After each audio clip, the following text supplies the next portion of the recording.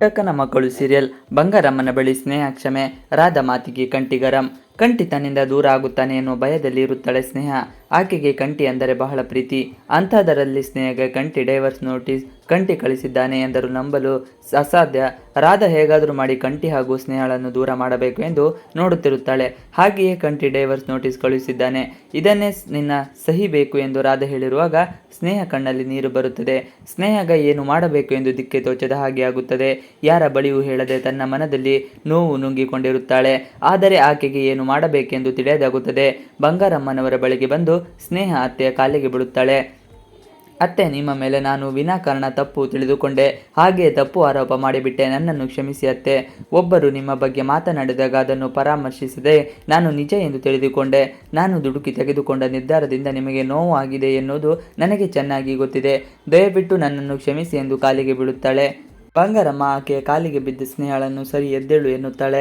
ಇಂದನ್ನು ಕೇಳಿದ ಸ್ನೇಹಗೆ ಮತ್ತೆಗೆ ಎದ್ದು ನಿಲ್ಲುತ್ತಾಳೆ. ಆಗ ಸ್ನೇಹ ವಿರುದ್ಧವಾಗಿ ರಾಧ ವಾಗ್ದಾಳಿ ನಡೆಸುತ್ತಾಳೆ. ನೀನು ಮಾಡುವುದೆಲ್ಲ ಮಾಡಿ ಇದೀಗ ಅತ್ತೆಯ ಕಾಲಿಗೆ ಬಿದ್ದು ಕ್ಷಮೆ ಕೇಳುತ್ತಿದ್ದೀಯಾ? ನೀನು ಅತ್ತೆಯನ್ನು ಜೈಲಿಗೆ ಹಾಕಿಸಿದ್ದನ್ನು ನಾನು ಯಾವತ್ತೂ ಮರೆಯುವುದಿಲ್ಲ. ನೀನು ಮಾಡಿರುವುದು ಸರಿ ಇಲ್ಲ ಎನ್ನುತ್ತಾಳೆ. ನೋವು ನುಂಗಿಕೊಂಡ ಸ್ನೇಹ ರಾಧ ಮಾತಿಗೆ ಸ್ನೇಹಗೆ ಏನು ಹೇಳಬೇಕು ಎಂದು ತಿಳಿಯದೆ ಕುಗ್ಗಿ ಹೋಗಿರುತ್ತಾಳೆ. ಬಳಿಕ ರಾಧ ಸ್ನೇಹ ಮನೆಯಿಂದ ಹೋಗುವಾಗ ಹಾಗೆ ಮಾತನಾಡುತ್ತಾಳೆ. ರಾಧ ಮಾತು ಕೇಳಿದ ಬಂಗಾರಮ್ಮ ಮಾತ್ರ ಏನು ಪ್ರತಿಕ್ರಿಯೆ ನೀಡುವುದೇ ಇಲ್ಲ. ಆದರೆ ಇಲ್ಲಿ ಇದ್ದ ಕಂಠಿ ಕೊಂಚ ಜೋರಾಗಿ ರಾಧ ಎಂದು ಕೋಪದಿಂದ ಕರೆಯುತ್ತಾನೆ. ರಾಧಾಗೆ ಆತ ಮಾತನಾಡಿದ ಧ್ವನಿಯಲ್ಲಿ ಅರ್ಥ ಆಗುತ್ತೆ ಕಂಠಿ ಮಾವನಿಗೆ ಸಿಟ್ಟು ಬಂದಿದೆ ಎಂದು. ನೋವಿನಲ್ಲಿರೋ ಪುಟ್ಟಕ್ಕ ಇನ್ನು ಪುಟ್ಟಕ್ಕ ಮಾತ್ರ ನನ್ನ ಮಗಳು ಮಾಡಿದ ತಪ್ಪಿಗೆ ಶಿಕ್ಷೆ ಅನುಭವಿಸಬೇಕಾಗಿ ಬಂತಲ್ವ ಎಂದು ಬಹಳ ನೊಂದುಕೊಂಡು ಇರುತ್ತಾಳೆ. ಸ್ನೇಹಗೆ ಸಹನ ಕೂಡ ಸಮಾಧಾನ ಹೇಳುತ್ತಾಳೆ. ನೀನು ಸರಿ ದಾರಿಯಲ್ಲಿ ನಡೆಯುತ್ತಿದ್ದೀಯ ಎಂದರೆ ಅದರ ಬಗ್ಗೆ ನೀನು ಚಿಂತೆ ಮಾಡಬೇಡ. ನೀನು ಸರಿ ದಾರಿಯಲ್ಲಿಯೇ ಇರುತ್ತೀಯ ಎಂದು ಖಡಕ್ ವಾರ್ನಿಂಗ್ ಮಾಡುತ್ತಾಳೆ. ಸ್ನೇಹ ಕೈ ಸೇರಿದೆ ವಿಚ್ಛೇದನ ಪತ್ರ. ಸ್ನೇಹಗೆ ಕಂಠಿ ವಿಚ್ಛೇದನ ನೀಡಿದ್ದಾನೆ ಎಂದು ಬಹಳ ಬೇಸರ ಮಾಡಿಕೊಂಡು ಇರುತ್ತಾಳೆ. ಹಾಗೆ ಈ ವಿಚಾರವನ್ನು ಯಾರು ಬಳಿಯೂ ಹೇಳದೆ ಗೌಪ್ಯವಾಗಿ ಇಡುತ್ತಾಳೆ. ಪುಟ್ಟಕ್ಕಗೆ ತನ್ನ ಮಗಳು ಚೆನ್ನಾಗಿರಬೇಕು ಎನ್ನುವ ಆಸೆ. ಹೇಗಾದರೂ ಮಾಡಿ ಸರಿ ಆಕೆ ಖುಷಿಯಾಗಿರುವಂತೆ ಆಗಬೇಕು ಎನ್ನುವುದು ಆಲೋಚನೆಯಾಗಿರುತ್ತದೆ. ಸ್ನೇಹ ಕೈ ಸೇರಿಯೇ ಬಿಟ್ಟು ವಿಚ್ಛೇದನ ಪೇಪರ್ ಮುಂದೇನು? ಸ್ನೇಹ ಇತ್ತೀಚಿನ ದಿನಗಳಲ್ಲಿ ದುಡುಕಿ ಹಲವು ನಿರ್ಧಾರಗಳನ್ನು ತೆಗೆದುಕೊಂಡಿದ್ದಾಳೆ. ಆಕೆಗೆ ತಾನು ಹೀಗೆಲ್ಲ ಮಾಡಿದರೆ ಗಂಡನ ಮರ್ಯಾದೆಗೆ ಕುಂದು ಬರುತ್ತದೆ ಎನ್ನುವ ಆಲೋಚನೆ ಕೂಡ ಇರುವುದಿಲ್ಲ. ಸ್ನೇಹ ಎಲ್ಲರನ್ನೂ ಅತಿ ಬೇಗ ನಂಬಿಬಿಡುತ್ತಾರೆ. ಬಡವರು ನಿಜ ಹೇಳುತ್ತಾರೆ, ನೊಂದವರು ಯಾವತ್ತೂ ಸುಳ್ಳು ಹೇಳುವುದಿಲ್ಲ ಎನ್ನುವುದು ನಂಬಿಕೆ ಮೇರೆಗೆ ಆಕೆ ಎಲ್ಲವನ್ನು ನಂಬುತ್ತಾಳೆ. ಅದು ಬೇರೆ ಒಬ್ಬರು ಸಾವು ಬದುಕಿನ ನಡುವೆ ಹೋರಾಡುತ್ತಿರಬೇಕಾದರೆ ಅದನ್ನು ನೋಡಿ ಸುಮ್ಮನೆ ಕೂರಲಾರದೆ ಒಬ್ಬರ ಮಾತು ಕೇಳಿ ತನ್ನ ಅತ್ತೆಯ ಮೇಲೆ ಸವಾರಿ ಮಾಡಿದ ಸ್ನೇಹಿಗೆ ಇದೀಗ ಬಹಳ ದೊಡ್ಡ ಗಿಫ್ಟ್ ಸಿಕ್ಕಿದೆ. ಆಕೆಗೆ ತಾನೇ ಮಾಡಿರುವುದು ತಪ್ಪು ಎನ್ನುವ ಅರಿವು ಕೂಡ ಇಲ್ಲದೆ ಬಹಳ ನೊಂದುಕೊಂಡು ಇರುತ್ತಾಳೆ. ಏನು ಮಾಡಬೇಕು ಎಂದು ತಿಳಿಯದಾಗುತ್ತದೆ. ಇತ್ತ ಪುಟ್ಟಕ್ಕ ಬಹಳ ಜೋರಾಗಿ ಅಳುತ್ತಾರೆ. ನನ್ನ ಮಗಳನ್ನು ಯಾರೂ ನಂಬಲು ತಯಾರಿಲ್ಲ. ಯಾಕೆ ಹೀಗೆ ಆಗಿ ಹೋಗಿತು?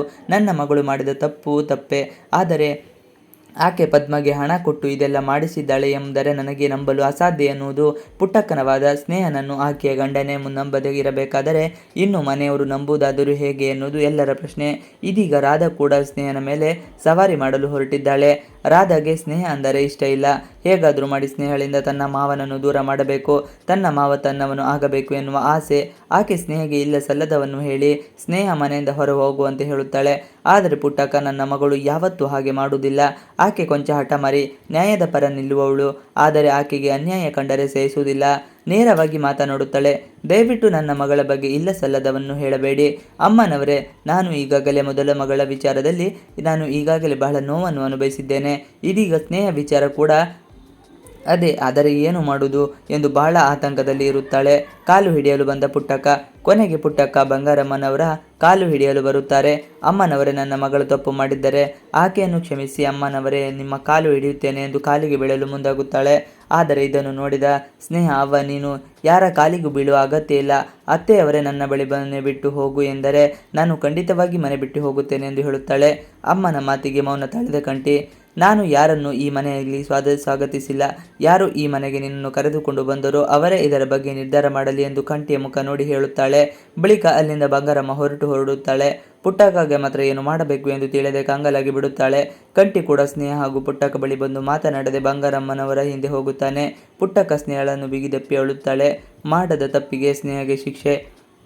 ಆಕೆಗೆ ಸ್ನೇಹ ಏನು ತಪ್ಪು ಮಾಡಿಲ್ಲ ಎನ್ನುವುದು ಚೆನ್ನಾಗಿ ತಿಳಿದಿದೆ. ಮಾಡದ ತಪ್ಪಿಗೆ ಸ್ನೇಹ ಶಿಕ್ಷೆ ಕೂಡ ಸಿಕ್ಕಿದೆ. ಇದೀಗ ಎಲ್ಲ ಆದ ಬಳಿಕ ಸ್ನೇಹ ರೂಮ್ನಲ್ಲಿ ಇರುತ್ತಾಳೆ. ಆ ವೇಳೆ ರೂಮ್ಗೆ ಬಂದ ರಾಧ ಸ್ನೇಹ ಬಳಿ ಒಂದು ಲವ್ ಲೆಟರ್ ಹಿಡಿದುಕೊಡುತ್ತಾಳೆ. ಲೆಟರ್ ನೋಡಿದ ಸ್ನೇಹಗೆ ಅರಿವಾಗುತ್ತದೆ ಇದು ವಿಚ್ಛೇದನ ಪೇಪರ್ ಎಂದು.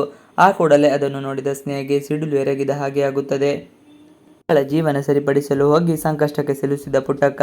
ಬಂಗಾರಮ್ಮನವರು ಹೇಗಾದರೂ ಮಾಡಿ ಜೈಲಿನಿಂದ ರಿಲೀಸ್ ಮಾಡಿಸಬೇಕು ಎಂದು ಪುಟ್ಟಕ್ಕ ಆಲೋಚನೆ ಮಾಡುತ್ತಿದ್ದಾಳೆ. ಪದ್ಮ ಮನೆಗೆ ಹೋಗಿ ಆಕೆಯ ಕುತಂತ್ರ ಬಾಯಿ ಬಿಡಿಸಿ ಸ್ಟೇಷನ್ಗೆ ಕರೆದುಕೊಂಡು ಹೋಗುತ್ತಾಳೆ. ಪುಟ್ಟಕ್ಕಗೆ ತನ್ನ ಮಗಳು ಸ್ನೇಹ ಚೆನ್ನಾಗಿರಬೇಕು, ಆಕೆ ಯಾವ ಕುತಂತ್ರಕ್ಕೆ ಬಲಿ ಆಗಬಾರದು ಎನ್ನುವ ಮಹಾದಾಸೆ. ಪದ್ಮಳನ್ನು ಪುಟ್ಟಕ್ಕ ಬಂಗಾರಮ್ಮನ ಮನೆಗೆ ಕರೆದುಕೊಂಡು ಬರುತ್ತಾಳೆ. ನಾನು ನಿಮಗೆ ನಿಜ ವಿಚಾರ ಹೇಳಿಸಲು ನಿಮ್ಮ ಮನೆಗೆ ಪದ್ಮನ ಕರೆದುಕೊಂಡು ಬಂದಿದ್ದೇನೆ ಅಮ್ಮನವರೇ ಎಂದು ಪುಟ್ಟಕ್ಕ ಹೇಳುತ್ತಾಳೆ. ಪದ್ಮ ಬಳಿ ಕೊಂಚ ಜೋರಾಗಿಯೇ ಮಾತನಾಡಿದ ಪುಟ್ಟಕ್ಕ, ಪದ್ಮ, ನನ್ನ ಬಳಿ ನೀನು ಏನು ಹೇಳಿದ್ದೀಯೋ ಅದನ್ನು ಅವರ ಬಳಿ ಹೇಳಿಬಿಡು.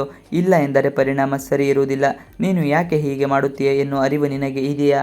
ಹಣದ ಆಸೆಗಾಗಿ ಅಮ್ಮನವರ ವಿರುದ್ಧ ಸಂಚು ಮಾಡಿದ್ದು ಸರಿಯಾ ಎಂದು ಜೋರಾಗಿ ಪದ್ಮಳನ್ನ ಪುಟ್ಟಕ್ಕ ಪ್ರಶ್ನೆ ಮಾಡುತ್ತಾಳೆ. ಬಂಗಾರಮ್ಮ ಮಾತ್ರ ಏನು ಮಾತನಾಡದೆ ಸುಮ್ಮನೆ ಇರುತ್ತಾರೆ. ಊರವರಿಗೆ ಬಂಗಾರಮ್ಮ ನ್ಯಾಯ ಹೇಳುತ್ತಿದ್ದರು. ಆದರೆ ಇದೀಗ ತನ್ನ ಸೊಸೆಯಿಂದಾಗಿ ತಲೆ ತಗ್ಗಿಸುವ ಮಟ್ಟಿಗೆ ಬಂದು ನಿಂತಿದೆ. ಪುಟ್ಟಕ್ಕ ತನ್ನ ಮಗಳು ಮಾಡಿದ ತಪ್ಪನ್ನು ತಿದ್ದಿ ಹೇಗಾದರೂ ಮಾಡಿ ಸರಿ ಮಾಡಲೇಬೇಕು. ಇಲ್ಲವಾದರೆ ಸಹನ ಜೀವನದ ಹಾಗೆ ಈಕೆ ಜೀವನ ದಿಕ್ಕು ತಪ್ಪುತ್ತದೆ ಎಂದು ಖಚಿತ ಆಗಿತ್ತು. ಇತ್ತ ಬಂಗಾರಮ್ಮ ಕೂಡ ತನ್ನ ಸೊಸೆಯನ್ನು ಮನೆಯಿಂದ ಆಚೆ ಹಾಕಿದರೆ ಮಾತ್ರ ಇದಕ್ಕೆಲ್ಲ ಫುಲ್ ಸ್ಟಾಪ್ ಇಟ್ಟ ಹಾಗೆ ಎಂದು ಅಂದುಕೊಂಡು ಇರುತ್ತಾರೆ. ಪುಟ್ಟಕ್ಕ ಪದ್ಮ ಬಳಿ ಕೊಂಚ ಜೋರಾಗಿ ಹೇಳುತ್ತಾರೆ, ಯಾರು ನಿನಗೆ ಹಣ ಕೊಟ್ಟು ಈ ರೀತಿ ಮಾಡು ಎಂದಿದ್ದು ಎಂದಾಗ ಪದ್ಮ ಸ್ನೇಹಳತ್ತ ಬೆರಳು ಮಾಡಿ ಸ್ನೇಹ ಎಂದು ಹೇಳುತ್ತಾಳೆ. ನಿಜ ಹೇಳುವಂತೆ ಬೇಡಿಕೊಂಡ ಪುಟ್ಟಕ್ಕಗೆ ಇನ್ನಷ್ಟು ಆತಂಕ ಆಗುತ್ತದೆ.